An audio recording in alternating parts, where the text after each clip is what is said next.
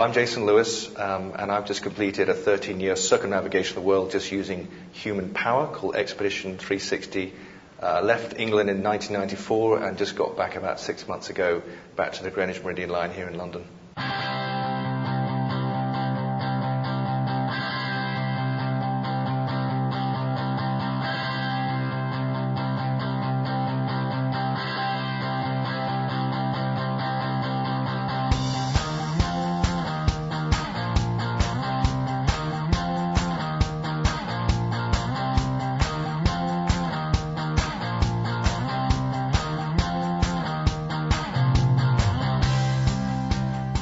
About 100 meters out, and I saw two pretty good-sized crocodiles, saltwater crocodiles, on the beach.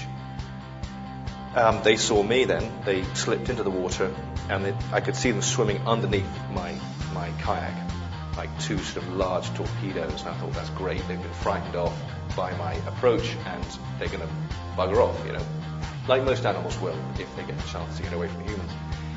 However, I carried on. I was about 50 meters from the beach, and then I sort of felt this weird feeling, and the hairs on the back of my neck stood up, and I looked around, and one of them had broken to the surface and was now swimming after me really fast, much faster than I could paddle, and it was still maybe 20 meters away. So I just paddled for all that I had left in me, which by that point of the day was not much, but suddenly this huge surge of adrenaline, like being chased by some friggin' dinosaur that should have died out 100 million years ago. I've never known such a primal, visceral feeling of fear, and managed to get to the beach before it got to the back of my kayak. And the action of me jumping out of the kayak seemed to frighten it off initially. And the experts that I spoke to afterwards said that what it was really probably after was not me, but the kayak, because under the water, a kayak will look the same size and shape as a possible rival croc coming into its territory. So it's checking me out, it's checking the kayak out. 10 minutes later, I'm up at the top of the high tide mark, ferrying my equipment up there, and I look back, and this thing has come back through the surf, and it's coming towards my kayak. And I'm thinking at this point, I'm alone, I'm 120 miles from anywhere. If it drags my kayak into the water, I'm as good as dead, unless I just stumble upon some water in the middle of the outback, which is not very likely. So I just ran, before I really thought about it, I ran down the beach with my paddle, and luckily it was a timber paddle. The Klepper kayaks have stout timber paddles, and this thing was coming towards the kayak, and I was the other side of the kayak, and I stuck it in its mouth, trying to shoo it away, and it promptly just locked its jaws down on the end of the paddle, and then wouldn't let go. So I'm having this tug of war thing with this bloody croc, and finally managed to push the paddle further into its mouth. It let go, and then I hit it as hard as I could over the side of the head, broke the paddle in two. So that was now useless, but it was enough to send the croc back into the water, long enough for me to then drag my kayak up the beach on top of a cliff where it couldn't get to me.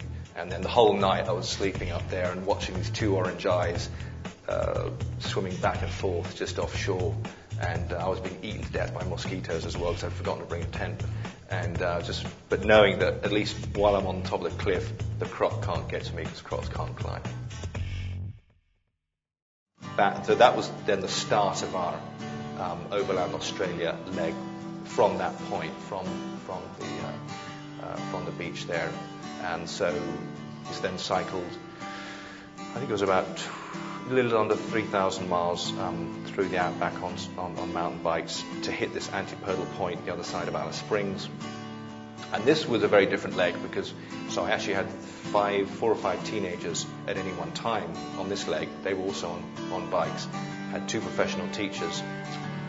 We had already launched a bunch of educational programs to tie in schools, and this was really the next step in that, which was to have the kids out there doing exploring with me, rather than just being sitting in their classroom on the end of a computer. So we didn't use, I think, hardly any roads at all. We just used topo maps, GPS, and took off using like mining roads and station roads. And it was really what an expedition really should be about, trying to get away from all the safety nets and really be out there feeling like, wow, you're actually somewhere where no one may not have been before. You know, that feeling of really being on a bit of an expedition, been on a bit of an adventure. Wow, you know, like, and there's something very special about that, and it's very, very difficult to find that feeling these days in a world where there's, you know, wherever you are, chances are someone's been there before, pretty much. You know, everywhere's been discovered, everywhere's been explored. Cycled, hit the antipodal point, then up through the Tanami Desert to Darwin, and then the next leg was to pedal Moksha, the name of our pedal boat, from Darwin, about 450 miles to the island of East Timor. And from East Timor upwards to Singapore, it was by kayak. Cycled up through from Singapore, through Malaysia, Thailand, now it's China. The problem then was how to get to India, because the border, well, you can't go through Burma, Myanmar, because they don't allow individual travel outside of a vehicle. So I managed to get up through the eastern part of Tibet, which is about 1,900 kilometers, where you have about 11 police checkpoints. It's actually illegal to go through there as well. Chinese police will stop you in the day, but by about 3 o'clock in the morning, they're all asleep. It's like amazing, like they always go to sleep at about 3 o'clock at night.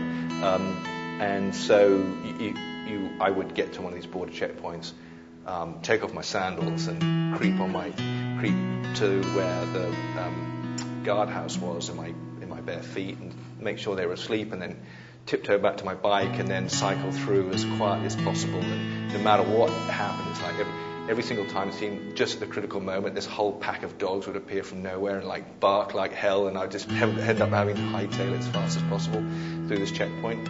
So luckily I managed to get to Lhasa, and once I got to Lhasa, then you can get a permit to cross to Nepal, over the Himalayas into India, and then finally get to Mumbai, and that was the end of that overland leg.